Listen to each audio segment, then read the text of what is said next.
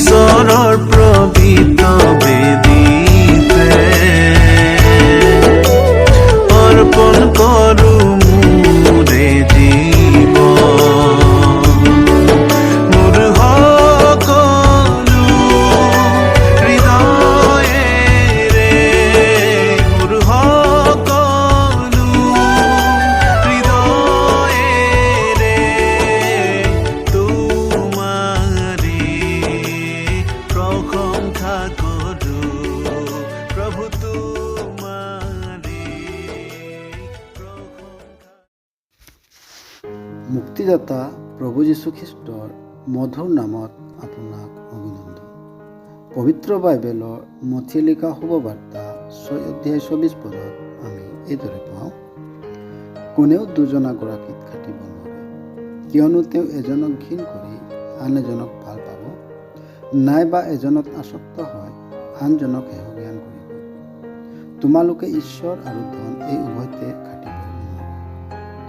নিজৰ সুৰক্ষা আৰু সন্তুষ্টিৰ বাবে জাগতিক ধন সাঁচি ৰখাটো নিজৰ বাবে কৰা এটা ডাঙৰ বিশ্বাসঘাতকতা। এইটো প্ৰভু যীশুৱে আত্মিক অন্ধতাক লৈ শিক্ষা দিছে। পাপৰ বাবে হোৱা অন্ধতাৰ কাৰণে মানুহৰ সন্মুখত আটাইতকৈ যি সমস্যাৰ সৃষ্টি হয় সেইটো হৈছে পাপ। কাৰ ওপৰত আপুনি নিৰ্ভৰ কৰিব, ঈশ্বৰৰ ওপৰত নে ধনৰ ওপৰত? প্ৰভু যীশুৱে ইয়াত দাগ আৰু গৰাকীৰ মাজত থকা সম্বন্ধৰ দৃষ্টান্ত দি আছে। যদি আমি কওঁ যে আমি দুয়োটাৰ ওপৰতে নিৰ্ভৰ কৰোঁ, তেন্তে আমাৰ নিষ্ঠা ও আজ্ঞাকাৰিতা বিভক্ত হৈ পৰিব, আৰু তেতিয়া আমি এক অৰ্থহীন আৰু বিবল জীৱন যাপন কৰিম।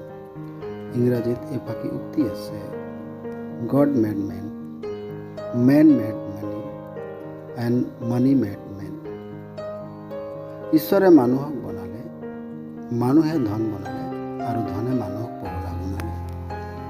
এই সত্য স্বীকাৰ কৰি পাপ আৰু পাপৰ দণ্ডৰ পৰা ৰক্ষা পাবলৈ ঈশ্বৰৰ প্ৰতি আজ্ঞাকাৰিতাৰ সফল জীৱন যাপন কৰি জাগতিক ধনৰ ভ্ৰষ্টতা আৰু বিফলতাৰ পৰা ৰক্ষা পাবলৈ প্ৰভু যীশুৰ ক্ৰুচীয় বলিদান ও পুনৰুত্থানক বিশ্বাস কৰি আপুনি পৰিত্ৰাণ পাব পাৰে, পাপৰ ক্ষমা পাব পাৰে আৰু ঈশ্বৰৰ সন্তান হ'ব পাৰে।